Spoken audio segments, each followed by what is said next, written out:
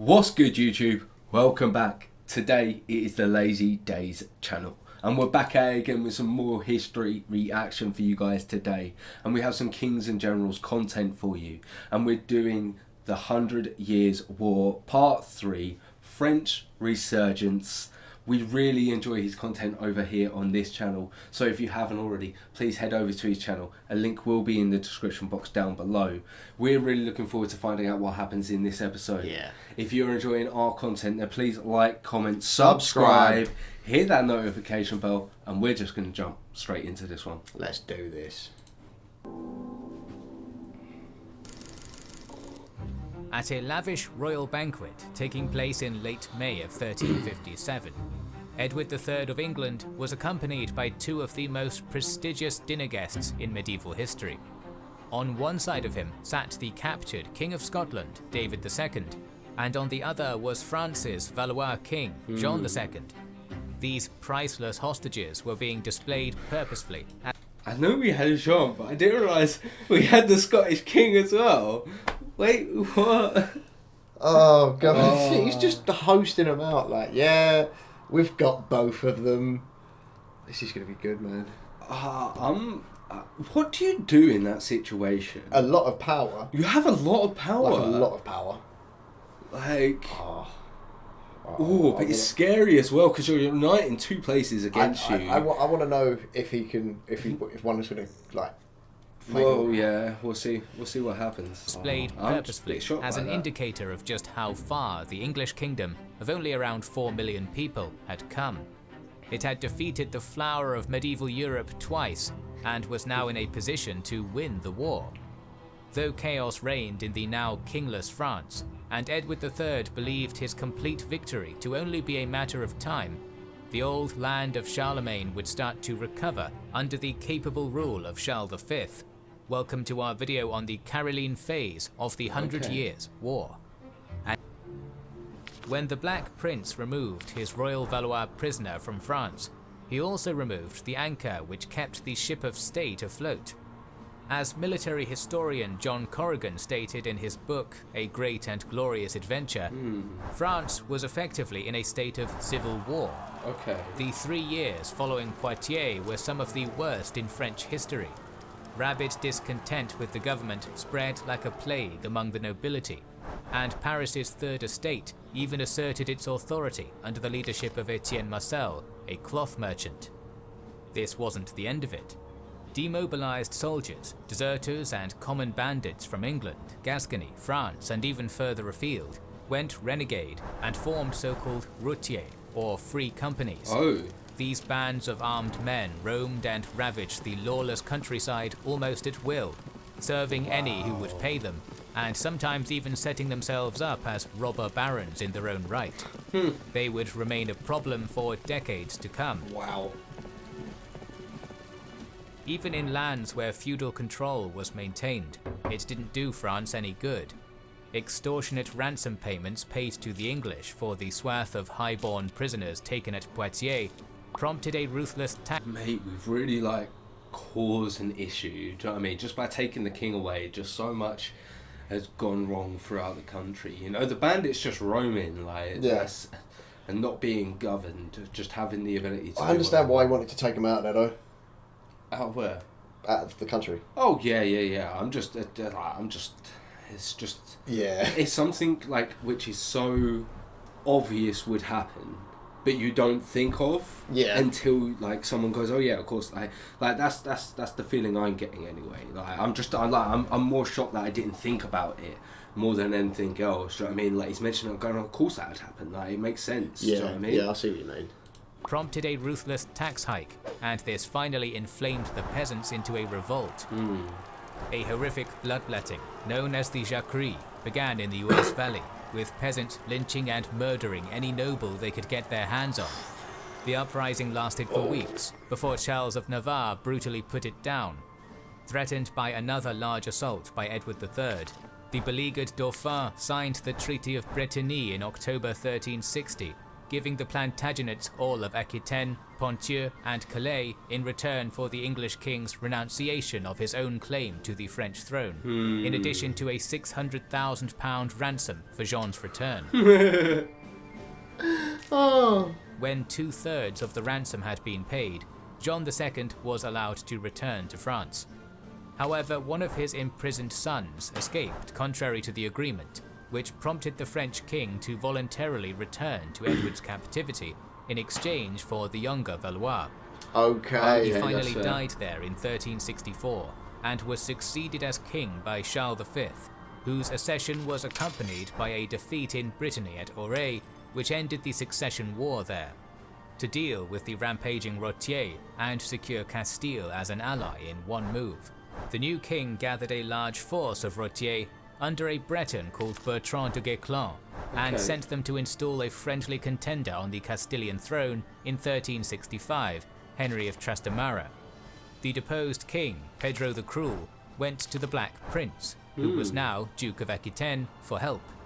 Realizing the strategic benefit of having a friendly monarch in Castile, the French gathered an army and marched against Henry, defeating him at Nájera in 1367 and putting Pedro back on the throne. Wow. Unfortunately for him, this reign only lasted 2 more years before Henry assassinated his rival and took the crown once again. Oh, there you go. A So it didn't last Francophile long. was now firmly on Castile's throne. By the time Edward returned to Bordeaux in the late 1360s, he was growing ill from a disease contracted in Spain, and his direct rule in Aquitaine was creating discontent among long-time English subjects, not only the lands gained at Brittany. To pay for his military campaigns and the court of Bordeaux, Aquitaine's overlord had been imposing harsh taxes for years. Everyone but when he imposed declared taxes. yet another Of course they do. or hearth tax in 1360. Taxes were the only way to wage war back then. Yeah, I know. You had to tax your people to But get money. some of the stuff that we or people back then must have been taxed for, absolutely crazy. ridiculous. And even then, like, it would have just been the prices of the tax would have been crazy as well. Yeah. You know. Like this video if you hate the tax man. Some of the highest feudal lords in the realm revolted, petitioning Charles V for assistance. It was the chance he had been waiting for. Technically, Charles no longer had sovereignty over Aquitaine, but used a loophole in the Treaty of Bretigny as an excuse to receive the discontented nobles and again formally confiscate English possessions in France during late 1369. Okay. Despite attempted peace overtures by Edward III, Charles V was eager for revenge and the war was back on. The French attacked immediately, seizing the thinly defended counties of Ponthieu and Rouergue. So just saying here, if he didn't want that revenge, could have been over, wouldn't even been 100 years. Just saying. French, you hold a grudge a bit. No! No, I understand. I completely get it. I get it. I get it. Of soldiers I get it. the large massed armies which had been defeated at Crécy and That's Poitiers. crazy though. Charles V also It's not that crazy. It's not crazy, You've got but- to defend your family and your blood. Yeah, I understand that. But and your reign. It started again because of that. Like, Yeah, but didn't we start in the first place? yeah, probably. I'm pretty sure we did. Yeah. Yeah, like it's completely understandable. You gotta show strength within your kingdom to show your power and so on and so forth. So, like, you gotta revenge your father to show that your house is strong, to say that you're worthy for your throne and your position. It proves, like, to the nobles and the common people, it just builds a lot of strength behind your name, you know. So, of course, and also, like, he's not that sort of to our knowledge, we don't know how much military experience he has now. So it's his turn to sort of prove himself. Charles V also commanded that his generals refuse battle with the English, wary of suffering the bitter defeats of the 1340s and 1350s again. So he's smart on that front. Yeah. As Aquitaine's unwieldy new borders were being attacked, Edward III's son, John of Gaunt, launched a limited chevauchée in Normandy before withdrawing back to Calais not long after. In the following year, 1370, a notorious captain called Sir Robert Knowles was contracted to lead 4,000 troops to do the same thing. They set out on a devastating raid from Calais, and from there, devastated northern France before approaching Paris. Again, Charles V restrained his knights from meeting the English in open battle, and Knowles's band moved further into France. Realizing he needed a military leader with whom he saw eye to eye, France's Valois king made the pragmatic Breton Rotier, Captain Bertrand de Guesclin, a formidable guerrilla leader who had previously served in Castile, the new constable of France. Guerrilla leader. This new commander quickly made a base at Caen and raised a force to meet Knowles's 4,000 before marching after the English. Errors in coordination and internal division among the raiding army resulted in disaster in early December 1370, when Guesclin surprised and crushed it at the battles of Pointe-Vallon and Var, destroying the chevauchée before it could inflict any real damage on the king's reputation. Wow, that's a good win for In the the French. south, French forces under Charles V's brother, the Duke of Anjou, continued the English disaster by capturing Agenais, Limousin and Bézec, with many local lords defecting from their Plantagenet overlords and going over to the Valois. The now ailing Black Prince was livid about the treachery of his lords, and reacted violently when the Bishop of Limoges, his own son's godfather, betrayed the town to the French. He marched there, stormed into the city, and brutally sacked it against all chivalric conventions, supposedly not even sparing women and children who begged at his feet. Sickly and demoralized by the death of his eldest son, the Black Prince went home to England in 1371, a tired man, leaving John of Gaunt in charge of Aquitaine. Wow. After Poitou was wrenched away from the Plantagenet crown in 1372, Edward III realized more help was needed, and so he sent the Earl of Pembroke to Aquitaine with 160 soldiers in 20 ships, 3 of which were larger battle-worthy vessels with archery towers on them. Yeah, interesting. As Pembroke was approaching La Rochelle harbour at the height of a coastal inlet, however, he was confronted by a smaller fleet of Castilian combat galleys which were waiting for him to arrive. Castile's ships launched their attack first and came into close quarters with the outnumbering but outmatched English, inflicting a few losses among the non-combat craft. Nevertheless, Pembroke's meagre number of archers managed to do their job incredibly well, laying down a precise rain of arrows on the Iberian ships.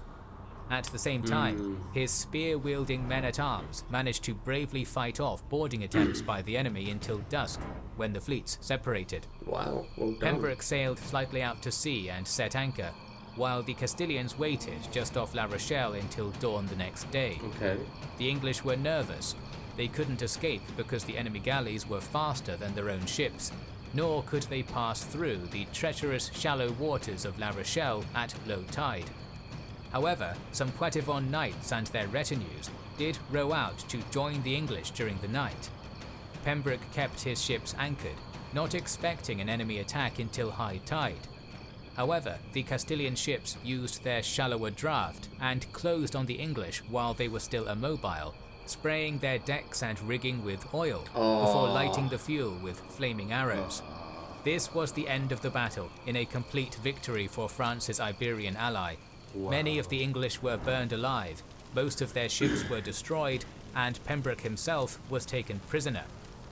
English naval superiority, established at Sluys in 1340, met its end at La Rochelle, and a planned expedition by Edward III himself was cancelled.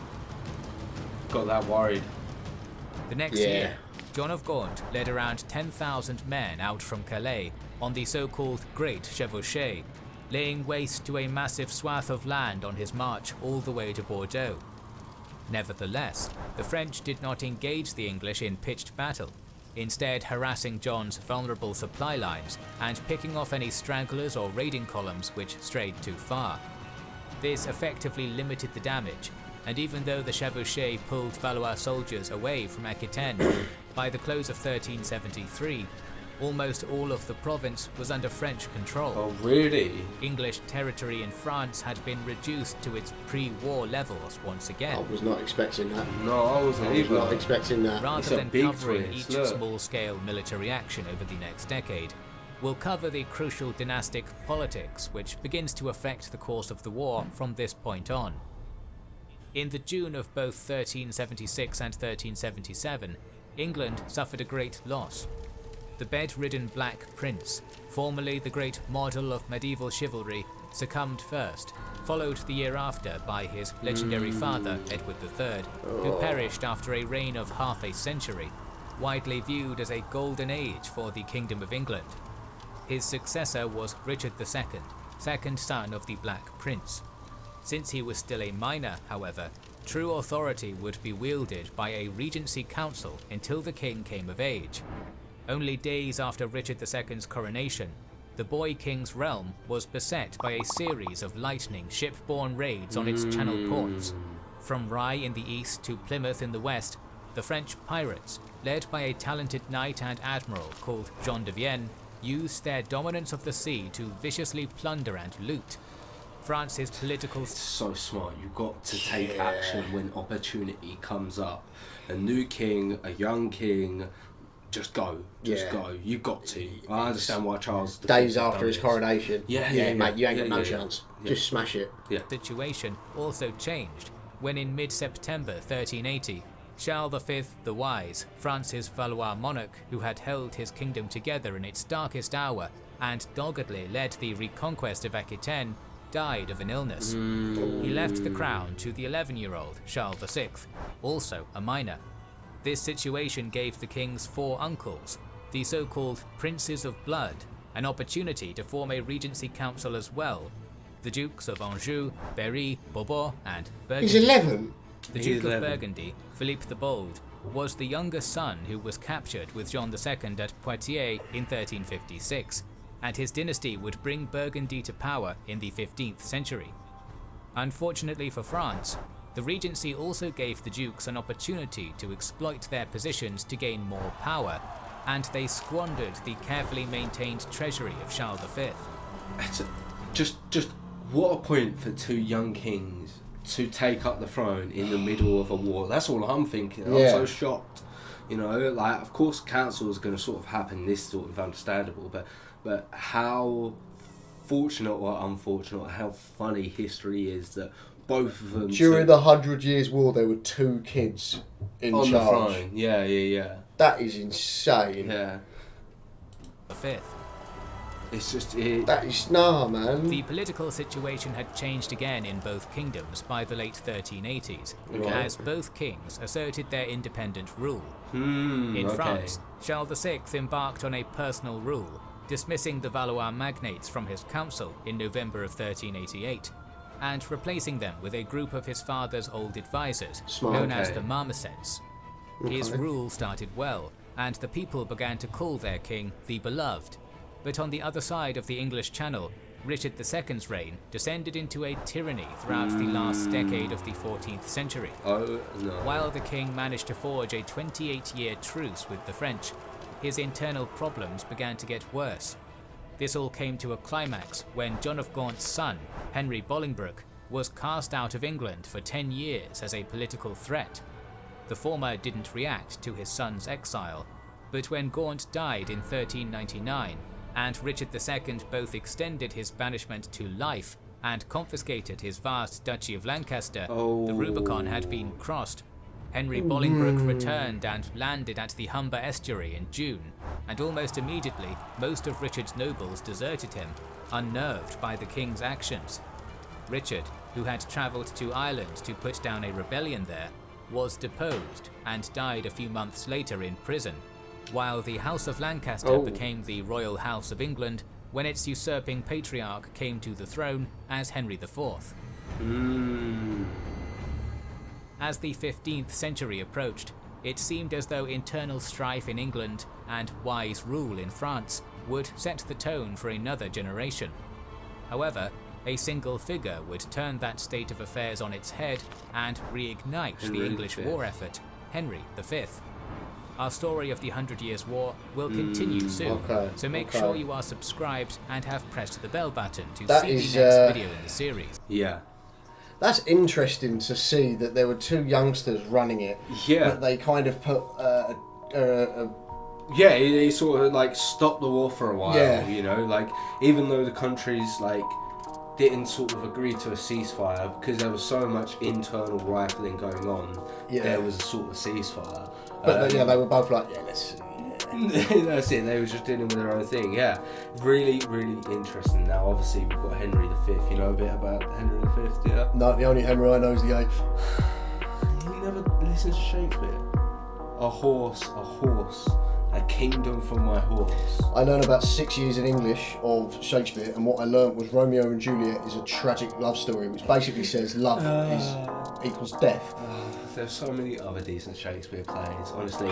Anyway, guys, we'll look forward to seeing Jack find out some more about King Henry V. If you're enjoying our content, then like, comment, subscribe. But we will catch you in the next video. See you in a bit.